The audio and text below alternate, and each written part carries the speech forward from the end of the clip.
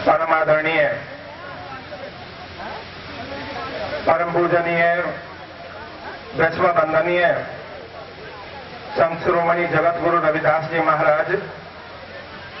परम पूजनीय, परम वंदनीय भारतीय संविधान के निर्माता, भारत रत्न बोधिसत्व बाबा साहेब डॉक्टर भीमराव अंबेडकर जी के पावन चरण कमलों में श्रद्धा के पुष्पार्पण करते हुए एवं सत नमन करते हुए आज के इस कार्यक्रम के मुख्य आकर्षक अखिल भारतीय रविदासिया धर्म संगठन के राष्ट्रीय अध्यक्ष माननीय श्री सुखदेव जी महाराज, पीठाधीश्वर श्री गुरु रविदास मंदिर तीसरे धाम कातरज पूना महाराष्ट्र, आज के इस कार्यक्रम के संयोजक सम्माननीय महात्मा ज्ञानदास जी महाराज, सम्माननीय महात्मा विजयदास जी महाराज और उनके साथ आज के इस समागम में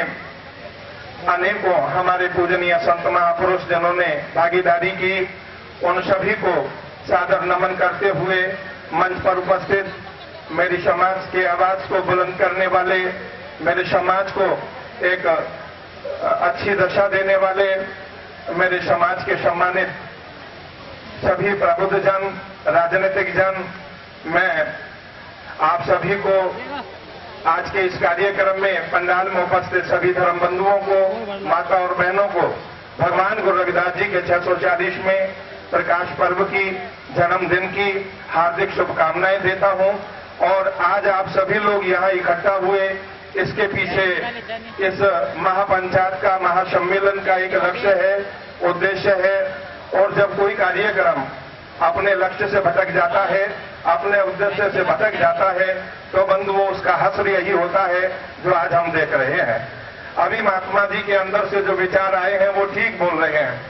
क्योंकि जब तक हम अपने महापुरुषों का सहयोग नहीं करेंगे, जो समाज को आगे लेकर चल रहे हैं, जो संगठन की बात कर रहे हैं और जो इस कार्यक्रम में अपनी भागीदारी निभा रहे हैं, उन सभी को अपनी तरफ से अखिल भारतीय रविदासिया धर्म संगठन का प्रदेश अध्यक्ष होने को,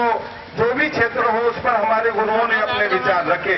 आज मुझे सौभाग्य मिला, अखिल भारतीय रविदासिया धर्म संगठन के जो राष्ट्रीय अध्यक्ष है माननीय सुखदेव जी महाराज जी ने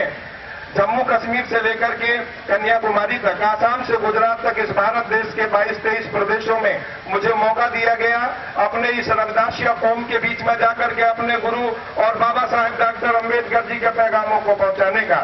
बंधुओं,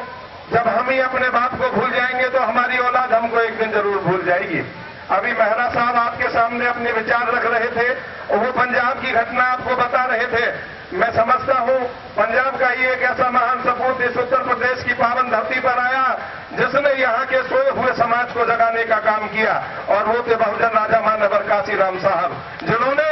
भगवान गुरु रविदास जी के पावन संदेशों को आत्मसात किया। बाबा साहब अंबेडकर जी के बाद में अगर इस समाज का कोई नायक हुआ तो वो बहुजन राजा मानवर काशीराम साहब, जिन्होंने गुरु रविदास के पावन संदेशों को और बाबा साहब के संदेशों को घर घर तक पहुंचाकर हमारे समाज को जगाने का काम किया। आज हमें उस दिशा की तरफ चलना है। आज भक्ति की जो नजाकत है उसको जांचते हुए, पहचानते हुए हमें अपने संतों की वाणी पर ध्यान देना है। अपन घर में उनको ऊंचा आसन दे करके उनकी पूजा करें, उनके पावन संदेशों को आत्मसात करें। आज के इस महासम्मेलन में आप आए, इसके लिए आपका बहुत बहुत धन्यवाद। महात्मा ज्ञानदास जी, विजयदास जी का बहुत बहुत धन्यवाद। उन्होंने ये महापंचायत महासम्मेलन बुलाया। फिर अपील करना चाहूंगा, सांचे गुरु के बिना ये नैया पार कभी होती नहीं है। एक और सदगुरु स्वामी समनदास जी महाराज आसन पर विराजमान और दूसरी ओर सदगुरु स्वामी निरंजन दास जी महाराज आसन पर विराजमान, जिन्होंने समाज और राष्ट्र में हमारे दलित समाज का मान ऊंचा बढ़ाया। बंधुओं, चाहे वो स्वास्थ्य का क्षेत्र हो जहां पर उन्होंने 500 बेड के अस्पताल बनाए, चाहे वो शिक्षा का क्षेत्र हो जहां 12वीं तक के अनेकों स्कूल बनवाए, चाहे वो हमारी आस्था का केंद्र हो जहां गुरु रविदास जन्मभूमि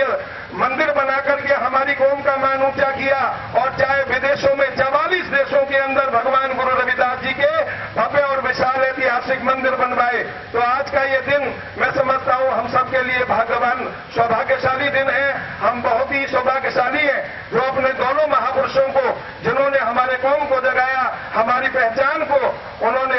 राष्ट्रीय स्तर तक पहुंचाया, अंतर्राष्ट्रीय स्तर तक पहुंचाया। मैं आप सभी का बहुत बहुत धन्यवाद करता हूं।